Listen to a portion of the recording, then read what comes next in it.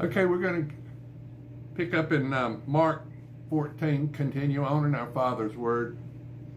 Now, this is Mark 14. And after 2 days it was Passover, and the feast of unleavened bread. And the chief priests and scribes sought how they might take him by trickery, and put him to death. But they said, the feast, lest there be an uproar of the people. And being in Bethany at the house of Simon the leper, he sat at the table. And a woman came having an alabaster flask of very costly oil spikenard. And then she broke the flask and poured it on his head. But there were some who were indignant among themselves and said, why was this fragrant oil wasted? For it might have been sold for more than 300 denarii and given to the poor.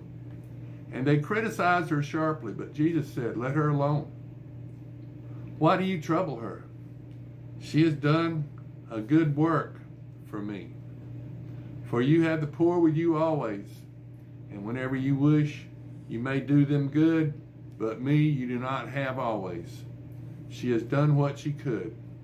She has come beforehand to anoint my body for burial. Surely I say to you, wherever this gospel is preached in the whole world, what this woman has done will also be told as a memorial to her.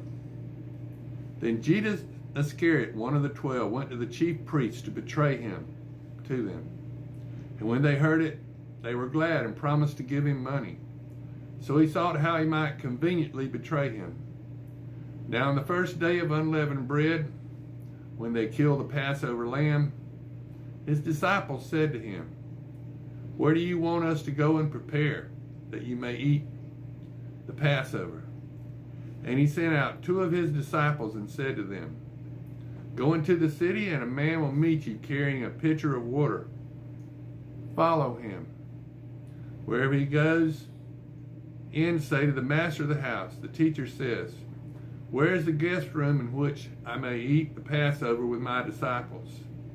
Then he will show you a large upper room, furnished and prepared, and there make ready for us. So his disciples went out into the city and found it just as he had said to them. And they prepared the Passover. And in the evening he came with the 12. Now as they sat and ate, Jesus said, assuredly, I say to you, one of you who eats with me will betray me. And they began to be sorrowful and to say to him one by one, is it I? And another said, is it I? And he answered and said to them, it is one of the 12 who dips with me in the dish. The Son of Man indeed goes just as is written of him. But woe to the man by whom the Son of the Man is betrayed. It would have been good for that man if he had never been born. And as they were eating, Jesus took bread, blessed and broke it, and gave it to them and said, take, eat, this is my body. Then he took the cup, and when he had given thanks to them, and they all drank from it. And he said to them, this is my blood of the new covenant, which is shed for many. Assuredly I say to you, I will no longer drink the fruit of the vine until the day when I drink it in the new kingdom of God. And when they had sung a hymn, they went out to the Mount of Olives. Then Jesus said to them, all of you will be made to stumble because of me this night. For it is written, I will strike the shepherd, and the sheep will be scattered. But after I have been raised, I will go before you to Galilee. And Peter said to him, even if all are made to stumble, yet I will not be. And Jesus said to him, assuredly, I say to you today, even this night, before the rooster crows twice, you will deny me 3 times. But he spoke more vehemently, if I have to die with you, I will not deny you. And they all said likewise. Then they came to a place which was named Gethsemane. And he said to his disciples, sit here while I pray.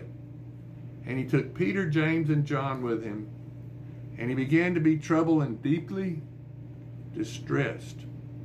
Then he said to them, "My soul is exceedingly sorrowful, even to death. Stay here and watch." And he went a little farther and fell on the ground and prayed that if it were possible, the hour might pass from him. And he said, "Abba, Father, all things are possible for you. Take this cup away from me, nevertheless, not what I will, but what you will." And then he came and found them sleeping and said to Peter, "Simon, are you sleeping? Could you not watch for 1 hour? Watch and pray, lest you enter into temptation. The spirit indeed is willing, but the flesh is weak." Again he went away and prayed and spoke the same words. And when he returned, he found them asleep again, for their eyes were heavy, and they did not know what to answer him. Then he came the third time and said to them, "Are you still sleeping and resting? It is enough. The hour has come. Behold, the Son of Man is being betrayed into the hands of sinners. Rise, let us be going. See, my betrayer is at hand." And immediately, while he was still speaking, Judas, one of the 12, with a great multitude with swords and clubs, came from the chief priests and scribes and the elders. Now his betrayer had given them a signal, saying, "Whomever I kiss, he is the one. Seize him and lead him away safely." As soon as he had come, immediately he went up to him and said to him, "Rabbi, Rabbi," and kissed him. Then they laid their hands on him and took him. And one of those who stood by drew his sword and struck the servant of the high priest and cut off his ear. Then Jesus answered and said to them, "Have you come out as against a robber, with swords and clubs to take me? I was daily with you in the temple teaching, and you did not seize me, but the scriptures must be fulfilled." Then they all forsook him and fled. Now a certain young man followed him, having a linen cloth thrown around his naked body, as the young men laid hold of him. And he left the linen cloth and fled from them naked.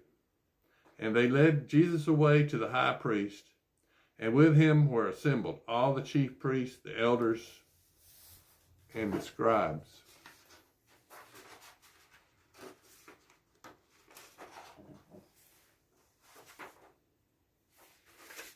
But Peter followed him at a distance, right into the courtyard of the high priest.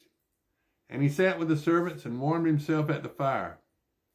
Now the chief priest and all the council sought testimony against Jesus to put him to death, but found none.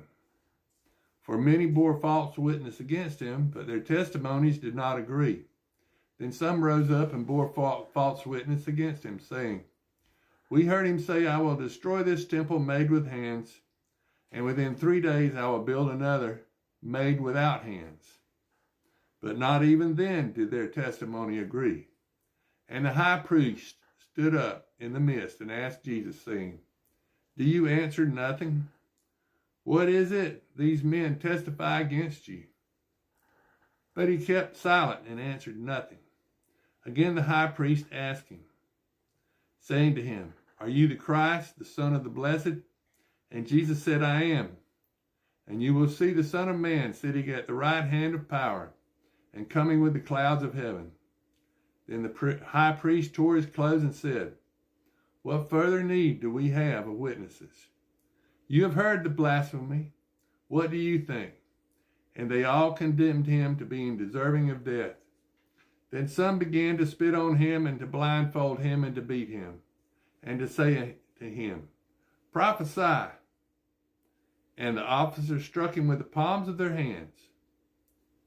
Now, as Peter was below in the courtyard, one of the servant girls on the high priest came, and when she saw Peter warming himself, she looked at him and said, "You also were with Jesus of Nazareth."